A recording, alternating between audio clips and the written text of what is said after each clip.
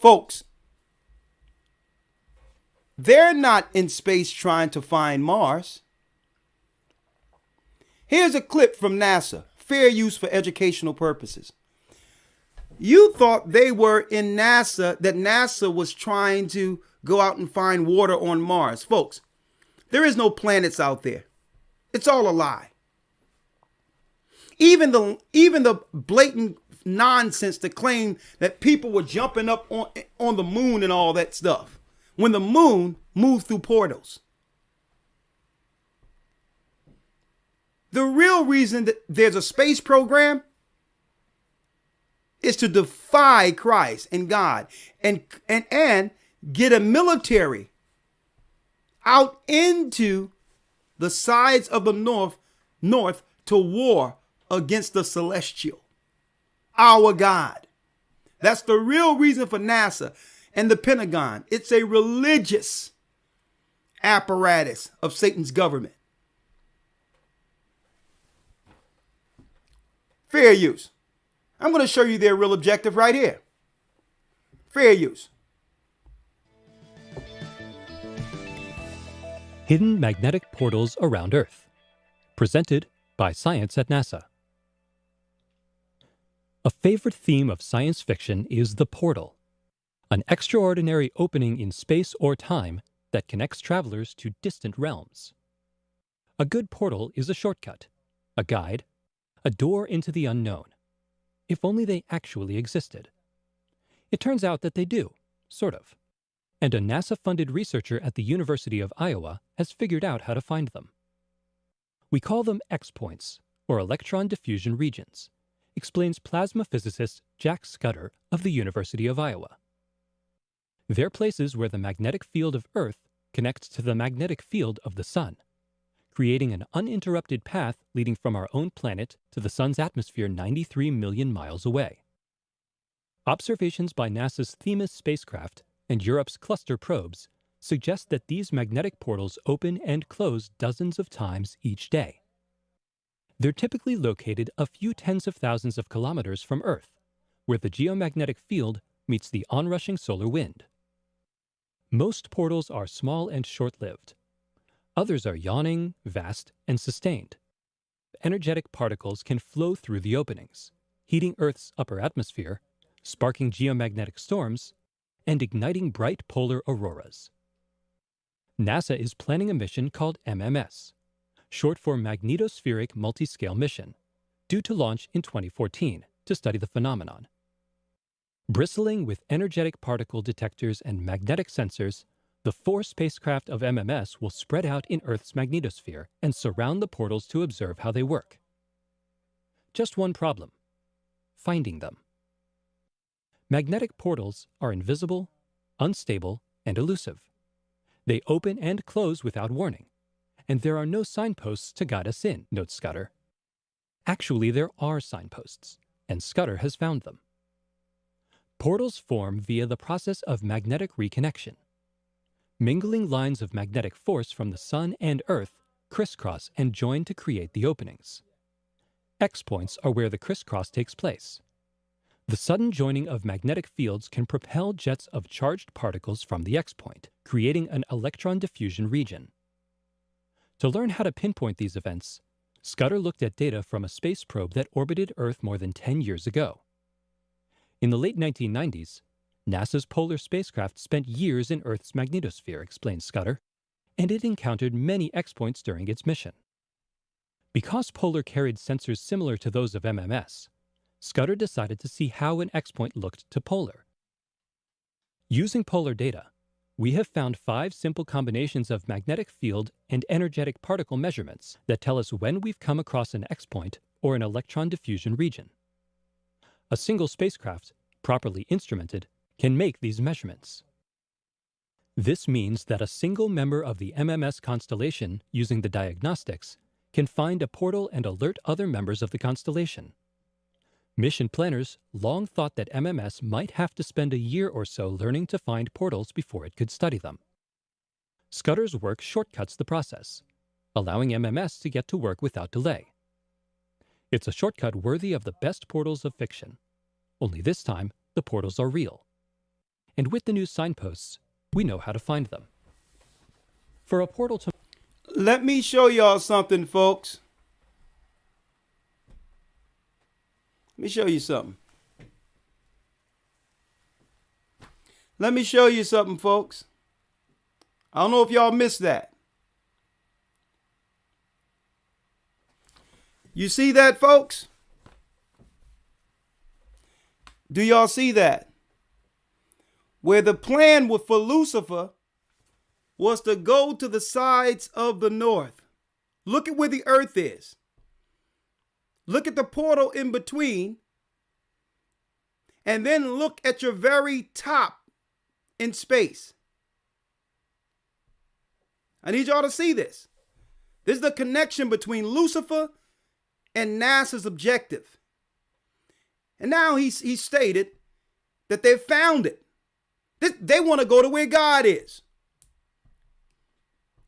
The sun moves through portals, folks. The sun is not stationary. What you're seeing right here is the plan written of in the book of Isaiah, the 14th chapter. And Esau setting his nest amongst the stars. There's more. To work without delay. It's a shortcut worthy of the best portals of fiction. Only this time, the portals are real. And with the new signposts, we know how to find them. For a portal to more NASA science news, visit science.nasa.gov.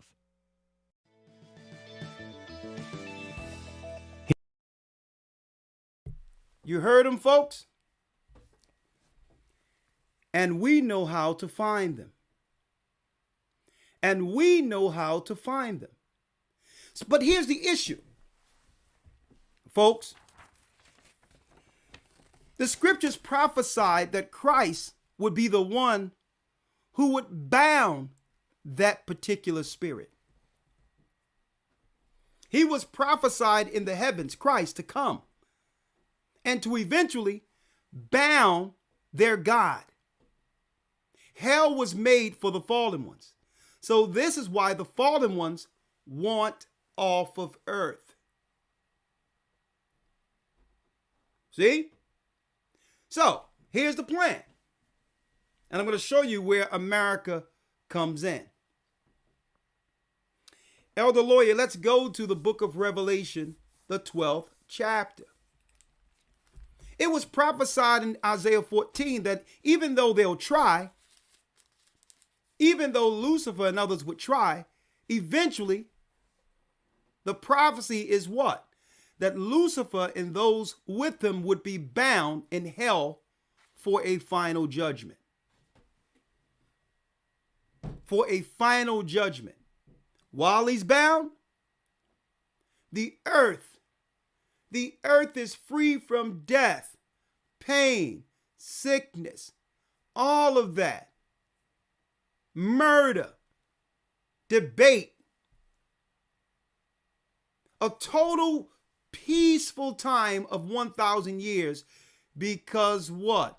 It's Lucifer who creates chaos down here. Right? Let's read it. Revelation 12, verse 1. Now, this is their objective. Let's read it. And there appeared a great wonder in heaven, a woman clothed with the sun and the moon under her feet, and upon her head a crown of 12 stars. And she, being with child, cried, travailing in birth, and pain to be delivered. Now, when it says a woman with 12 stars, that represents the 12 tribes of Israel. Why? Because the same as Christ was made to not only rule, but judge the God of this world, the prince of this world, Lucifer. Well, we were made to rule and judge the people who have helped Lucifer. See? We were born to judge their ways. That's right, folks.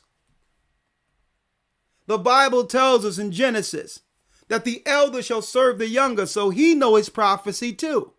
that he was meant to serve Jacob. So Esau colluded with Lucifer.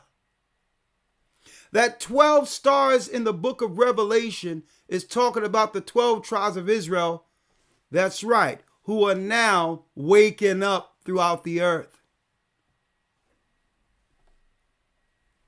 We're waking up to the war. We've been blind to the war we were born under. Read. Verse 3.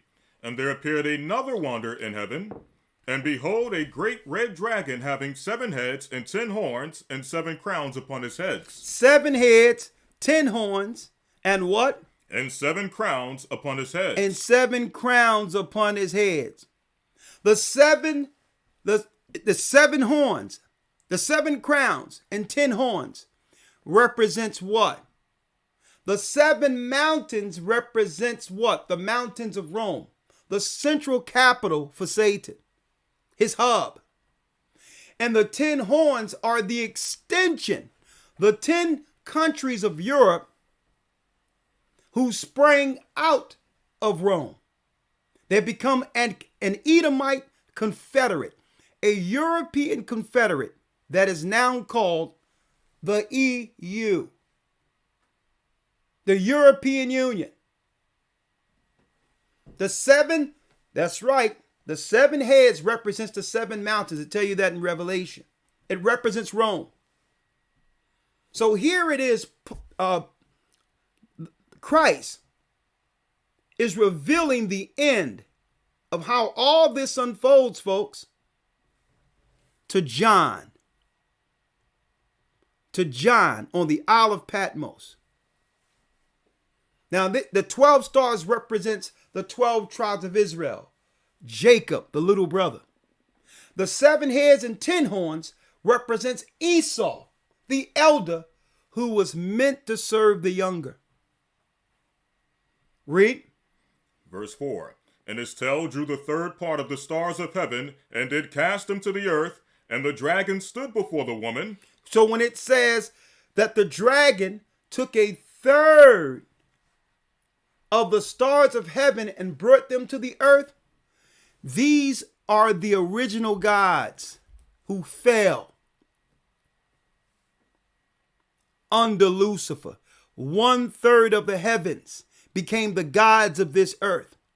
The same gods Cain served and set up cities to. These are the same gods the Catholic Church burn candles to every day. The old gods are the gods of the Romans. Read.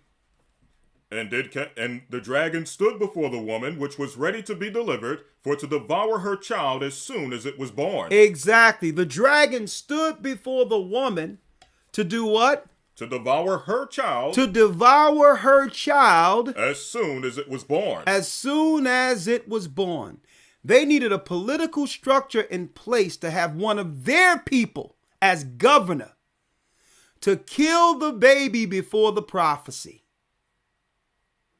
That baby was prophesied to what?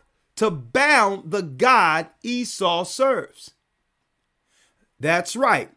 Herod the Idumean, an Edomite whose family converted into Judaism, given power by the Roman Empire to kill our king at birth. To show you it's a government structured plan to kill at birth. Even today, a right to choose and all that, you would think it was for all people, right? That it's a thing that a woman's choice. But then when you look at it, how many of their women are doing this opposed to the children of Zion? The daughters of Judah. I mean, the daughters of Zion who are Judah. That lets you know the concentrated effort. Who's it for? It's the prophecy we're reading right now. They knew that we would live at a time in which the prophets would begin to what? The prophets will be born in this earth out of low means, just like Christ came out of Nazareth.